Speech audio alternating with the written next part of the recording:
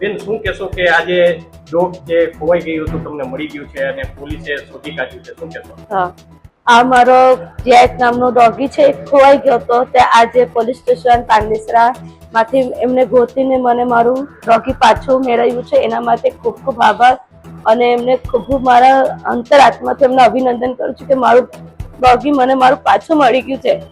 એના માટે હું ખરા દિલથી એમનો આભાર માનું છું. શું કહેશો બેન, કેટલી આમ ઉમ્મીદ હતી જ્યારે ખોવાઈ ગયું તો મને એમ જ લાગ્યું કે મારું ડોગી મને મળી હતી. હું આખી રાત સૂતી નથી કે મળે કે નહીં મળે, કેમ કે હું ચાલુ રસોઈ મજૂરી કામ કરું છું, રસોડામાં કામ ચાલુ કામ પરથી હું આવી છું. કીધું ને કે પોલીસ સ્ટેશનમાં છે, હું મારા હાથ પગ દુખતા થઈ ગયા કે મારું કૂતરું મને પાછું મળી ગયું. મારું બાળક છે, કેમ કે 1 મહિનાનો હતું, તાર આજે 2.5 વર્ષનું મારું બાળક છે. મારું પોતાના મારા 4 બચ્ચા છે.